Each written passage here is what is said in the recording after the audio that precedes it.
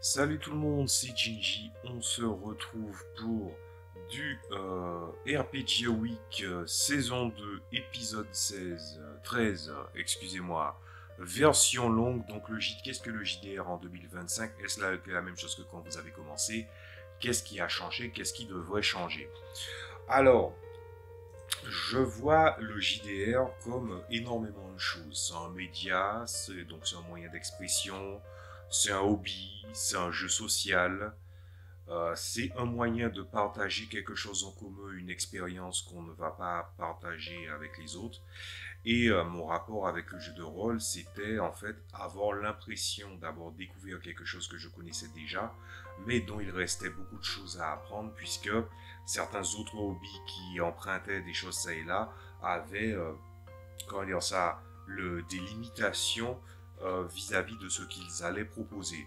Le jeu de rôle à ce moment-là est devenu une libération, puisque utiliser mon imaginaire pour représenter les choses était quelque chose que j'appréciais beaucoup.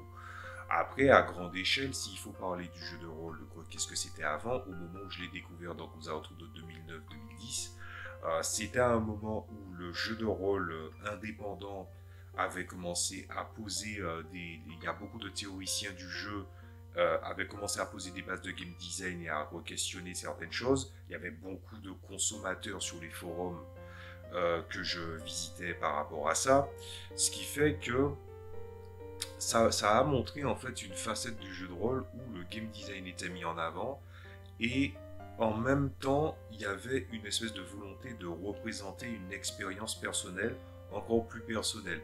Je pense que je ressentais déjà le spectre entre guillemets des jeux de rôle mainstream. Je ne vais pas seulement parler de Donjons et Dragons, mais vraiment du mainstream pur. Donc ça compte aussi Vampire, Cthulhu, ou Pathfinder, ce genre de choses-là. Et à un moment donné, en fait, ça a fait que j'ai découvert le jeu de rôle, et surtout, j'ai découvert le jeu de rôle au moyen de ces forums-là, au moyen aussi du podcast de la cellule, je crois, que j'avais découvert à l'époque. Et après avoir découvert, évidemment, avec celui que je ne cesse de montrer, le W System de Luxe et Warhammer première édition, que j'ai eu à peu près en même temps, j'ai eu deux visions, tout en sachant que pendant que j'étais en train d'écouter ce qui se disait, en essayant de faire le lien, j'avais déjà une idée de ce qu'était le jeu de rôle. Vous allez voir un petit peu comment ça va changer dans la réponse que je vais donner en conclusion, mais je considère que j'avais commencé à voir ce que le jeu de rôle pouvait être, ce que le jeu de rôle ne pouvait pas être, avec, on va dire, un champ assez limité. Les années ont passé, j'ai ouvert une tablée, d'abord une tablée, voilà, bon, c'est la famille, c'est les cousins, tout ça, puis après une vraie tablée avec énormément de personnes, puisque au moment où je comptais me rassembler des gens pour faire une tablée de jeu de rôle, puisque en fait, un ami de l'époque avait, je lui avais rendu service, je lui ai dit, écoute, j'ai un jeu, je le prépare depuis très longtemps, c'est un JDR, est-ce que tu sais ce que c'est, est-ce que tu peux m'aider? Et du coup, oui, puis ensuite c'est tombé dans l'oreille de quelqu'un d'autre, puis quelqu'un d'autre, puis quelqu'un d'autre, on s'est retrouvé à énormément sur la table, même si par la suite ça a fini par avoir nous de rentrée et de sortie. Vous savez déjà qu'est-ce qui peut se passer au travers du monde du jeu de rôle. Donc, j'ai compris ce que je voulais comme jeu de rôle, j'ai essayé de développer la formule, encore et encore et encore et encore, en essayant de me dire que, non, au fur et à mesure que j'essayais d'avancer sur le jeu de rôle, euh, on va dire, sur mon jeu de rôle solo, en parallèle, je ne pouvais pas consommer énormément d'autres jeux de rôle. Et quand c'était le cas, c'était soit par des one-shots, soit par des cas exceptionnels, soit je développais un système, mais je regardais toujours en parallèle ce qui se faisait parce que j'étais très curieux, tout en sachant que je continuais à consommer aussi des podcasts ou des choses comme ça, où le mainstream, c'est pas forcément, on n'en parle pas dans des termes très élogieux. Voilà. Donc, ce qui s'est passé, c'est que après, il est arrivé à un moment, une tangente, où on veut dire, là, il fallait que je me questionne sur comment consolider les choses, puisque les phases de playtest, je considérais à l'époque, à tort, sur certains points, que c'était assez. Et du coup, pas mal de bons en avant, j'ai fini par découvrir découvrir, entre guillemets, certains jeux de rôle mainstream que j'avais déjà en stock dans des disques durs, des choses comme ça, que certaines personnes m'avaient donné, etc., etc. Merci à eux. Et ce qui s'est passé, c'est que j'ai compris que le jeu de rôle est finalement pas différent de la société humaine. C'est-à-dire qu'il y a énormément de personnes qui, par exemple, de par un cadre, de par une popularité, de par un marketing, de par pas mal de choses, ben, arrivent à projeter une idée de game design que des gens remboîtent sans trop se poser de questions. Et du coup, j'ai du mal à appeler ça de l'immobilisme parce que le jeu de rôle est tellement particulier que c'est un jeu organique, c'est une expérience sociale qui fait que même si je sentais l'immobilisme d'une reproduction d'un système dans l'industrie, les joueurs, eux, ou les meneurs de jeu, eux, ils partaient plutôt pour raconter ce qu'ils ont envie avec ces éléments-là. Ce qui fait que ça fait une espèce de double approche où le jeu de rôle en tant qu'industrie, je considère qu'il n'a pas eu la même évolution en matière de maturité que les joueurs. Les joueurs, disons, aux alentours de, je fais une fourchette de tête pour essayer de me rappeler, mais aux alentours de 2014-2015 à peu près 2019, même si je pourrais commencer à dire à 2017, mais on va dire 2019, ça fait mieux. Il a commencé à y avoir des personnes qui ont commencé à se questionner sur le jeu de rôle, ce qu'on en attendait, ce qu'on voulait aussi dans le jeu de rôle, ce qu'on voudrait ne pas voir aussi, la popularité de podcasts, de certains jeux, de personnes qui faisaient du jeu de rôle, qui faisaient de l'actual play. Hein. Par exemple, il y a des gens qui oublient que, par exemple, Donjons et Jambons, ce genre de choses-là, c'est des choses qui sont arrivées avant Critical Role. Donc, il y a eu aussi ce rapport de gens qui découvrent, qui faisaient du jeu de rôle, mais qui présentaient du jeu de rôle. Et ce n'est que bien des années après que j'ai commencé à ouvrir la chaîne, que j'ai parlé du jeu de rôle et aussi que j'ai traité du fait du sujet de l'actual play, où l'actual play est avant tout un divertissement autour du jeu de rôle, mais ça n'en demeure pas moins que c'est du jeu de rôle. Après, il y en a qui continueront à faire de la branlette en disant oui, mais est-ce que tout est scripté, alors qu'ils ne comprennent pas que oui, il y a une performance, mais il y a performance et performance. Après, je ne peux pas leur en vouloir, parce que étant donné que j'ai suivi un cursus plus ou moins artistique, j'ai fait une petite bifurcation, j'étais dans l'administratif, puis j'ai bifurqué vers quelque chose de beaucoup plus artistique maintenant. Ça a mené en fait à une destination où j'ai vu l'artistique. J'ai aussi eu des cas de confrontation, de vision par rapport à ça. Et oui, est-ce que des fois, par exemple, j'utilise le mot œuvre ou des mots qui sont parfois du champ lexical artistique? Oui, je considère que oui, le jeu de rôle peut être de l'art en quelque sorte, et c'est aussi une performance, et c'est surtout sur la partie performance que ça peut l'être, mais il peut l'être sur bien d'autres aspects et certaines facettes de cette industrie. Ce qui fait que c'était intéressant, en fait, le jeu de rôle. Je crois que je suis pas quelqu'un de nostalgique du tout, en fait. Mais des fois, il y a une phrase que les gens aiment bien dire quand ils sont nostalgiques, c'est-à-dire ils aimeraient revivre cette époque-là. Et je crois que c'est pas tellement une question de nostalgie qu'une question en fait d'une certaine innocence de ce qu'on voyait quand on ne rentrait pas trop dans le détail, ou plutôt que les choses ne n'exposaient pas à la gueule des gens, où en fait on est passé dans une approche où bien que l'être humain est une créature très très subjective, mais on est aussi tombé dans une espèce de surémotivité actuelle qui fait que on essaie tout le temps de te faire réagir, de te faire t'émouvoir. Et le jeu de rôle, étant donné que c'est une performance et que il y a de l'émotionnel, c'est une expérience unique, ben, je me serais attendu à ce que qu'il y ait une espèce d'enthousiasme qui amène le truc à certains niveaux. Sauf que ce qui s'est passé, si vous avez vu le short, on est à peu près à là où je considère qu'il y a un truc qui a commencé à se casser la gueule, c'est qu'il s'est passé un phénomène, c'est que des personnes qui ne connaissaient pas le jeu de rôle et qui, par exemple, ont découvert le jeu de rôle, ou encore des personnes qui, c'était un peu honteux, et puis après, ils considèrent que c'est accepté, ou d'autres qui ont retourné leur veste et ils disent «Ah ouais, mais j'ai toujours aimé ça, moi j'ai toujours attendu». Il y a ce rapport où, en fait, il y a des personnes qui, en fait, n'étaient pas là quand il fallait se battre contre les personnes qui ont voulu tuer le jeu de rôle à plein de reprises autant aux États-Unis que dans les années Reagan, et nous avec les documentaires en France, avec tout ce que Mireille Dumas avait fait dans son émission pour parler du jeu de rôle et comment ça a été diabolisé. Toutes les choses ont été diabolisées. À un moment donné, tout nouveau média a été diabolisé, le théâtre a été diabolisé à un moment, les romans ont été diabolisés à un moment quand ils ont fini par s'étendre en dehors de la sphère religieuse. Voilà, c'est un cycle. Mais le problème, c'est que les gens ne cherchent pas à briser le cycle. Ils ne se posent pas tout le temps des questions parce qu'en fait, les gens, ils ont juste envie de vivre leur vie et en fait, d'avoir cette capacité. C'est une portion des gens, hein. Je ne dis pas que c'est tout le monde. Ça, par contre, même s'il y a une majorité de personnes qui a amené son lot de négativité dans le jeu de rôle, c'est quand même une petite strate à l'échelle humaine, dans la population humaine en général, qui a ce rapport où ils peuvent se permettre d'être en fait cyniques et voire même, comment dire ça, présomptueux ou encore condescendants vis-à-vis de quelque chose de nouveau, parce qu'ils veulent que leur jugement compte. Sauf qu'à un moment donné, en fait, il s'est passé un truc, c'est que plus on a des moyens de communiquer, moins les gens communiquent bien. Ce qui fait qu'on a l'impression que, par exemple, les réseaux sociaux, c'est devenu à la fois un cirque, une cour de récré, un ghetto. Voilà. Et ça a amené aussi son lot de problèmes avec le jeu de rôle.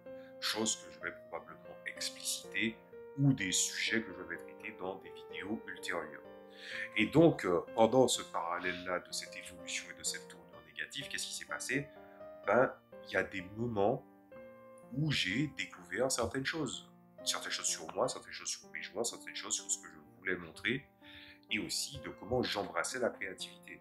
Et une des choses que j'ai remarqué, c'est que, à force de faire des playtests, et je faisais des playtests très très longs, ça a fait que j'ai presque failli tomber dans ce piège où on a une expérience dans les playtests et on se dit, c'est cette expérience-là qu'on veut, alors que pas mal d'éléments n'ont pas encore été mis sur papier. Et il y a des joueurs, si tu leur parles de tel ou tel changement, ils n'ont pas envie de changement. L'être humain n'a pas envie de changement. Donc là, je suis arrivé dans le projet que j'avais pour le jeu de rôle personnel que j'avais. Ben, on était quand même sur une approche de jeu. Je crois que j'ai réformé le truc au moins 4 fois.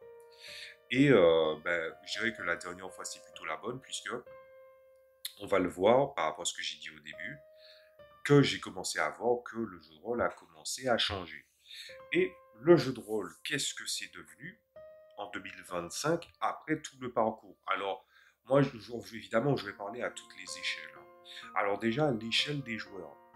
Les joueurs sont de plus en plus impatients, veulent faire de moins en moins d'efforts, veulent en fait que le meneur de jeu soit responsable de tout, dans toutes les définitions possibles, ce qui n'est pas forcément une bonne chose, on va pas se mentir. Et au travers de ça aussi, il y a une espèce de complaisance générale dans le jeu de rôle. Alors, je ne vais pas vous dire que c'est obligé qu'on fasse de la préparation pour faire du jeu de rôle. Mais, pour revenir à ce que j'avais déjà dit dans le short, il y a des personnes qui ont retourné leur veste, qui ont dit « Ah oui, le jeu de rôle, c'est toujours bien. En gros, c'est cette partie ou quelque chose qui était rejeté, maintenant accepté. Et maintenant, les gens veulent faire genre d'en être pour une certaine forme de validation sociale. » Mais bon, ça, on ne va pas rentrer dans l'analyse plus profonde que ça. Je pense que vous voyez très bien où je veux en venir. Mais il y a un phénomène aussi qui s'est passé. C'est que les personnes qui jouent au jeu de rôle depuis longtemps ont aussi pris la grosse tête, ils ont eu un melon gros comme ça, limite c'est une pastèque, ovale mais une pastèque quand même, qui fait que ces personnes-là te disaient « je ne prépare pas, je ne fais pas ci, je ne fais pas ça, mais regarde ce qu'on dit, regarde comment ça se passe ». Et ça montrait encore une fois une certaine forme d'immobilisme. Cet immobilisme-là, je l'ai compris en parallèle que récemment. C'est un ordre de 1 à 2 ans. Il y a une certaine forme d'immobilisme qui est née, c'est-à-dire des gens qui veulent faire les anciens, des personnes qui jouent au jeu de rôle depuis très longtemps et qui ont une idée de ce qu'est un jeu de rôle, pas de ce qu'est le jeu de rôle. Le jeu de rôle peut être énormément de choses différentes. Et au travers de ça, ben, par exemple, on peut soulever certaines questions. Par exemple, je vais prendre l'exemple de la préparation, puisque c'est un sujet que je vais explorer dans une vidéo qui est déjà tournée, elle va juste être montée à un moment donné, c'est le El Famoso. Pour la préparation, il y a une différence entre la préparation et être prêt. Sauf que dans la préparation, depuis les années 80-90, si je me base sur les forums que j'avais consultés à l'époque, on disait potentiellement de 80% de ce qu'on préparait tombait à la poubelle. Et je me disais, au fur et à mesure du temps qui a évolué, ça veut dire que des personnes étaient arrivées à ce rapport et à ce constat, et les gens n'ont pas tenté d'y remédier. Je dis pas que le jeu de rôle doit être, on va dire, scripté ou dirigé. Ce que je dis, c'est qu'il fallait comprendre qu'est-ce que c'est 80% et est-ce qu'on ne pouvait pas préparer autrement. Et ce que je vois, c'est que j'ai pas l'impression que les gens, quand ils font des scénarios qui soumettent dans des trucs genre la scénariothèque, quand ils te parlent de scénarios qu'ils préparent de leur côté, quand il s'agit en fait de regarder comment les gens font de la préparation, il n'y a pas eu un moment où les gens se sont dit est-ce qu'on ne peut pas changer le ratio? Est-ce qu'il ne faut pas changer de méthode? Quand il n'y a pas une masse de personnes aussi qui, en fait, voient comment les gens préparent ça dans le commerce et essaient de structurer ça pareil, alors que ce n'est pas forcément la même orientation. Un meneur de jeu n'a pas pour ambition de faire sortir forcément tous les scénarios qu'il a en tête, qu'il a posés. Voilà. Donc, il y a eu une énorme complaisance sur un certain immobilisme qui s'est installé chez les joueurs, pas forcément pour des bonnes choses. Ensuite, il y a eu aussi, évidemment, bon gré, mal gré, les événements de l'Open Game Licence qui ont fait les gens changer de perspective. Il y a toujours des gens qui sont attachés comment dire ça, à Donjons et Dragons, mais je ne vais pas poursuivre parce que je sais très bien que les gens vont manquer de putain de recul si jamais je viens à répondre quelque chose là-dessus. Mais disons qu'il y a des personnes où en fait, ils sont tellement ancrés dans une société de consommation, il y a des consommateurs qui sont devenus des pigeons, tu peux leur servir de la merde, et en fait, ils te disent où est la gorgée de pisse pour faire descendre. Voilà. Alors, évidemment, si on est en train de parler de ça pour le RPG Week, ça veut dire que j'ai quand même un constat positif derrière, quelque chose de positif à dire. Ah ben pour moi, le positif, il a changé sur pas mal de points. Plus les gens ont des moyens de communiquer, moins les gens communiquent. Ça a causé un filtre, les gens ont du mal à trouver des meneurs de jeu, la plupart des joueurs ont peur d'être des meneurs de jeu, et les joueurs sont parfois, on ne va pas se le cacher, insupportables. Parce qu'en fait, à défaut de ne pas trouver la table qui leur convienne, ils essaient de transformer des expériences de table, de jeu, qui sont radicalement différents. J'en ai fait les frais, je ne vais pas mentir, ça m'a dégoûté, mais il fallait passer à autre chose. Et l'autre chose, c'est quoi? Qu'est-ce qui a changé de ces dernières années? C'est que les gens ont découvert qu'il existait d'autres jeux de rôle que le système des vins. Super. Franchement, je dis, on change rien, c'est parfait. Il y a des personnes qui créent du jeu de rôle et qui respectent la conscience des autres. Il y a des jeux de rôle qui a évolué, il y a des jeux de rôle qui a évolué, mais c'est pas parce qu'il a évolué que le jeu est rentré dans une maturité. Je fais exprès de ne pas parler des thèmes qu'on entend le plus possible, que ce soit dans l'imaginaire du jeu de rôle que dans le jeu de rôle, dans la manière dont les gens perçoivent ça de manière sociétale. Il y a de véritables problèmes qui se posent, mais c'est pas les trucs les plus, c'est des trucs qui sont dérangeants, mais qui mériteraient en fait, on va dire, une analyse beaucoup plus poussée. Mais il s'est passé des choses, les gens ont envie de faire du jeu de rôle, et des gens ont du mal à trouver des tables. Maintenant, avec les trucs, les Reddit, les Facebook, les trucs comme ça, maintenant, les gens peuvent placarder leurs mauvaises expériences, ce qui apporte de bonnes analyses, mais des fois c'est un moyen de gratter de la sympathie sous couvert d'une fête de placarder des personnes quand même, ce qui n'est pas forcément une bonne chose. Et au travers de ça, qu'est-ce qui a gagné en ascension en 2025? C'est la montée du jeu de rôle solo. Et je crois que c'est le truc le plus triste qui soit peut-être arrivé au jeu de rôle. Le jeu de rôle est une expérience sociale, le jeu de rôle solo c'est une autre expérience. Le jeu de rôle solo, attention, mon avis a changé dessus. Mon avis a changé énormément dessus. J'étais censé faire, je crois, une semaine spéciale pour parler de jeu de rôle solo. Je repousse ça maintes et maintes fois parce que j'essaie d'avoir un suivi de ce que je pense par rapport au sujet. Mais le jeu de rôle qui devient solo, je considère que c'est une énorme balafre sur le jeu de rôle, qui peut cicatriser sans laisser de traces, mais ça peut devenir une expérience à part entière, le jeu de rôle solo, mais je considère que le jeu de rôle solo, ce n'est pas du jeu de rôle, on va dire, dans ce qu'il apporte de meilleur. Toute personne peut raconter l'histoire parfaite selon son point de vue et le garder pour soi et ne jamais le publier. Et je fais ce parallèle-là parce que justement, avant de faire du jeu de rôle, tout ça, j'écrivais des scénarios de manga ou ce genre de choses-là. Et c'est exactement la même chose. Et c'est le même constat. En fait, c'est ça qui est très problématique, c'est que dans le jeu de rôle et dans le jeu de rôle et dans l'univers manga, animé, tout ça, c'est exactement le même problème qui s'est passé. Il y a des choses qui, avant, tu te dis, mais c'est pas possible que les gens sortent ça, et du coup, ça sort. Ça veut dire des bonnes et des mauvaises choses. Pas forcément que des bonnes choses. Et c'est là où on arrive à un point où, par exemple, les gens veulent de l'extraordinaire, les joueurs veulent de l'extraordinaire, peu importe le jeu dans lequel ils sont, ils veulent être capables de briller sans faire l'effort de pouvoir briller. Est-ce que le jeu de rôle a une notion compétitive? Non, pas forcément. Mais il y a quelque chose qui s'est hissé progressivement dans le monde du jeu de rôle. Je pense que c'est l'ego qui est rentré en ligne de compte. Et l'ego, l'hubris, appelez ça comme vous voulez, il y a un truc qui est rentré et qui est rentré très profondément dessus. Au-delà de ça, il s'est quand même passé un truc. C'est que maintenant, le jeu de rôle possède en fait un champ beaucoup plus élargi qu'avant et peut s'inspirer d'énormément de choses également. Sans parler du fait que j'aime bien comment le jeu de rôle a pris ce tournant-là sans complexe de parler de ses inspirations. Le jeu vidéo n'a pas encore ce niveau de sensibilité-là. Il en est très très loin. C'est ce rapport où le jeu de rôle, où les gens parlent des différentes inspirations, le parcours du game design qui a évolué, et je dirais même que le jeu de rôle en 2025, on ne peut pas en parler sans parler de l'OSR. Cette expérience qui reprend en fait un retour aux sources d'un système de jeu beaucoup plus simple et une approche beaucoup plus simplifiée pour encadrer beaucoup de situations et qui pour autant vient s'inspirer du game design moderne pour pouvoir en tirer certaines idées, ce qui apporte pas mal de perspectives de jeu en fait. Je trouve ça assez intéressant.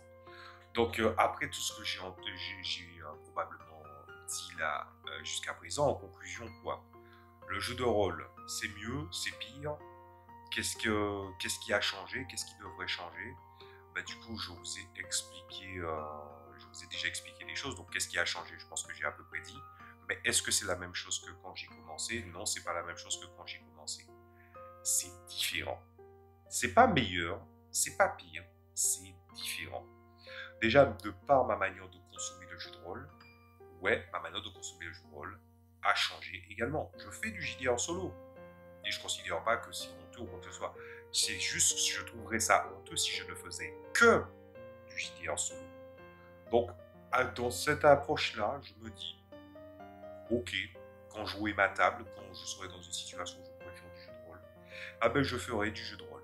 J'ai pas mal de jeux de rôle qui m'attendent, j'ai pas mal de livres, ça aussi ça a beaucoup changé. Je suis passé, au moment où j'ai eu ma première table, je suis passé à peu près 2 jeux de rôle plus potentiel supplément à peu près maintenant plus d'une trentaine. Voilà, et je ne parlerai même pas des suppléments, des livres de règles qui changent profondément le gameplay par rapport à un système précédent. Là, on est parti dans des très très belles proportions. Le jeu de rôle n'est pas du tout ce que c'était quand j'ai commencé, mais c'est devenu différent. Et je dirais même que je pense que j'ai eu entre guillemets de la chance d'avoir eu les joueurs que j'ai eu dans la première tablée, parce que ça m'a montré un petit peu l'esprit de ce que je voulais, que ce que je voulais raconter était plutôt pas mal. Je parle vraiment de mes projets personnels là-dessus. Je vais pas trop, je vais pas trop la ramener là-dessus, puisque là je suis en train de revoir pas mal de choses dessus. Et ce qui s'est passé, c'est que, ne serait-ce que pour ça, par exemple, pour le jeu de rôle que je voulais préparer, la perspective du jeu de rôle que j'avais dès mes débuts, qui se rapprochait d'une approche JRPG, je pensais que le jeu de rôle ne pouvait pas être ça. J'ai découvert Ryutama au début 2020. Je connaissais déjà Ryutama, j'étais très intrigué, mais j'avais oublié son existence, je l'ai redécouvert après. Fabula Ultima, Kamigawa Gun Hunters, Ryutama, ces jeux qui empruntent au JRPG, puisque je suis plus sensible en matière de jeux vidéo au JRPG et en fait, à l'imaginaire de cette chose-là que le pendant occidental, puisque pour le pendant occidental, on va pas se mentir, à part Battlecry, l'univers des Warlords et de Elder Scrolls, Warcraft, mais Warcraft m'a un peu tombé des mains en matière d'histoire, même si je commence à me réintéresser à cause de, enfin, à cause de World of Warcraft, on va dire ça comme ça. Il n'en demeure pas moins que j'ai considéré que oui, effectivement, ça se rapprochait plus de mes premiers états d'âme concernant le jeu de rôle que je voulais, un jeu de rôle qui se rapprochait du JRPG. Je suis quelqu'un qui préfère le théâtre de l'esprit. J'ai compris que maintenant, que quand tu fais un jeu, il commence à y avoir de plus en plus de personnes qui ne savent pas ce qu'est le théâtre de l'esprit et qui souhaitent de la figuration. J'ai dû m'adapter. Et c'est pas si mal. Donc du coup, moi, je continue ma course. J'avance concernant le jeu de rôle pour voir un petit peu qu'est-ce que je peux proposer. Là, c'est surtout une affaire de contenu, donc là, il va falloir que je mouline un peu. Et ensuite, qu'est-ce qui devrait changer? Alors, là, j'ai beaucoup parlé, cet exercice-là m'a permis de beaucoup parler de moi et de mon rapport et de mon regard sur le jeu de rôle. Je pense que je suis arrivé à un point où je n'attends plus que l'être humain évolue dans le bon sens. C'est peut-être ça qui a changé. Je sais que c'est une note négative, hein, c'est ce que je viens de dire là. Mais, écoutez jusqu'au bout. Écoutez jusqu'au bout parce qu'il y a un truc positif que j'ai envie de dire là-dessus, c'est que si vraiment il y a un moment où ce que je vais dire va avoir de l'importance sur des potentiels joueurs de jeux de rôle ou des gens qui ont déjà du jeu de rôle, la chose que je pense qu'il devrait changer dans le jeu de rôle, c'est le gatekeeping. Les gens qui essaient tout le temps d'attendre qu'une certaine personne ait un certain quota de validation afin de considérer qu'il est apte à jouer tel ou tel jeu de rôle. Et pas seulement dans Jeux Dragon, mais beaucoup de jeux en général. Il y a plusieurs façons d'interpréter un jeu de rôle. Un jeu de rôle, plein de jeux de rôle peuvent avoir le même objectif, mais pas la même approche. Le gatekeeping n'est pas une bonne chose. Vous n'êtes...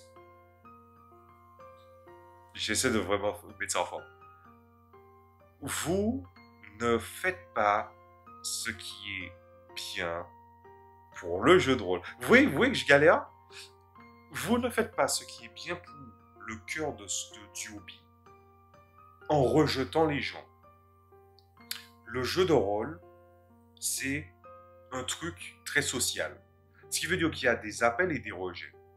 Si tu commences à faire des espèces de critères à la con sur des micro-détails, c'est comme ces fameux épisodes de cartoon ou ces séries où il y a une façon de penser, puis ça se scinde en deux à cause de désaccords, et le groupe se scinde en deux à cause de désaccords, et en fait, ils se scindent pour des raisons de désaccord sur des micro-détails, ils deviennent des espèces de microcosmes qui se détestent entre eux, et qui détestent tous ceux qui ont un semblant de nuance. Ceux qui cherchent le meilleur démon a parfois du mal à coexister dans le jeu de rôle. Je dirais que je ne suis pas, dans mes expériences récentes du jeu de rôle, que j'ai eu avec des gens, je n'ai pas été touché par ça. J'ai passé les gouttes. J'ai eu des mauvaises expériences. Mais je pense que je suis passé entre les gouttes comme dans pas mal de situations sociales. Mais je trouve que le gatekeeping pose énormément de problèmes à ce niveau-là. Ne rejetez pas les gens tout de suite. Dites-leur ce que vous allez jouer, c'est quoi votre intention de jeu, c'est quoi le ton attendu, quelles sont les modifications et les variables. Essayez d'en savoir plus sur une personne. Oui, c'est mieux de jouer du jeu de rôle entre amis, mais à défaut à ce que les personnes ne soient pas vos amis. Essayez quand même d'en savoir un minimum sur eux, parce que le jeu de rôle peut commencer sans certains joueurs, si vous voyez ce que je veux dire. Mais ce n'est pas pour autant que vous allez en cherchant un quota qu'une partie va bien se dérouler. On ne parle pas de qualité, on ne parle pas de quantité, on parle d'une espèce de nuance particulière. Si vous considérez que vous voulez faire du jeu de rôle et que vous avez trouvé à l'instant T 3 personnes, si vous êtes meneur de jeu, 3 personnes plus meneur de jeu, et que vous sentez que vous voulez attendre quelqu'un d'autre, peut-être que vous devriez commencer avec la dynamique des personnes que vous avez déjà. Peut-être que si vous ne jouez pas avec des amis, à défaut que ce ne sont pas vos amis, ou que vous n'avez peut-être pas volonté à ce que ces personnes deviennent vos amis, ça vous ne savez pas, on ne peut pas savoir, peut-être que vous devez quand même essayer de vous soucier un minimum de cette personne. Si vous trouvez ça compliqué, dites-vous que vous n'avez pas le potentiel pour être meneur de jeu, mais aussi vous allez être un poids mort pour toute table et vous allez être un élément qui va ruiner la dynamique. Parce qu'un meneur de jeu doit faire en sorte que tout le monde s'amuse à la table. Et la raison pour laquelle tout le monde pourrait ne pas s'amuser, ou à l'inverse, qui pourrait par exemple littéralement s'ennuyer, ou qu'il y ait quelque chose qui les dérange, c'est parce qu'il n'y a pas eu suffisamment de communication. J'allais rajouter quelque chose de négatif, tempérer un petit peu, mais je considère que oui, s'il y a bien un truc qui doit changer dans le jeu de rôle, c'est très probablement le gatekeeping. Voilà. Après, les choses qui font que le gatekeeping persiste, c'est à cause de micro-sujets. Donc ces micro-sujets, je pense que je vais les traiter à un moment ou à un autre. C'est juste que je ne sais pas quand je devrais les faire. Je les ai, je remate mes vidéos, je laisse des petites graines là, et puis en fait, t'as le Gigi du futur qui dit « Ouais, ok, ah du coup, il y avait ça à faire, ouais. Tu aurais dû le mettre dans le carnet de notes. » Et voilà, c'est comme ça que ça se passe un petit peu ordinaire. Donc je vais vous laisser là-dessus. Une demi-heure pour ça, je pense que c'est bien assez. Le jeu de rôle a évolué. Le jeu de rôle est différent, en bien ou en mal. Le jeu, socialement aussi, il y a un petit problème avec ça. Le jeu de rôle est passé dans sa période de validation. C'est-à-dire que là, maintenant, le jeu de rôle, c'est plus ou moins accepté. Mais ça veut dire qu'il faut aussi accepter les différents types de parties de jeu de rôle. C'est pour ça que je vais mettre encore un accent là-dessus. Les gens, faites une putain de session zéro et tout ce qui doit être dit, tout doit être dit à la table. Pour après qu'il n'y ait pas de problème qui surviennent plus tard. Voilà. Le but du meneur de jeu ne sera pas systématiquement de convenir à une certaine approche parce que certaines expériences demandent certains paramètres. Certains paramètres sont non négociables. Pas à cause du joueur, mais par rapport à ce qu'il fait, pas à cause du meneur de jeu, mais à cause de ce qu'il a l'intention de raconter. Donc, faites une session zéro, faites des rapports de partie, discutez quand ça va, discutez quand ça va pas. Posez des questions. Ne faites pas des paragraphes entiers sur un jeu de rôle et un univers que vous ne connaissez pas en pensant que tous les univers se ressemblent. Ça arrive de plus en plus à cause de Donjons et Dragons d'ailleurs, ce petit phénomène. Et puis surtout, soyez soucieux des uns des autres. Si à la limite vous voyez qu'il y a une personne avec laquelle vous sentez que ça n'arrivera jamais à un niveau de profondeur, d'entente, c'est possible. Mais n'essayez pas de la torpiller non plus. Est-ce que ma conclusion n'aurait pas été plus simple si je disais essayez d'imaginer l'être humain avec lequel tu voudrais t'entendre le plus et essayez de tendre vers cette image. Mais avec votre propre approche sans renoncer à vous-même. Ça sera ma conclusion. Je vous dis à la prochaine fois. Amusez-vous bien, jouez bien. Salut à tous.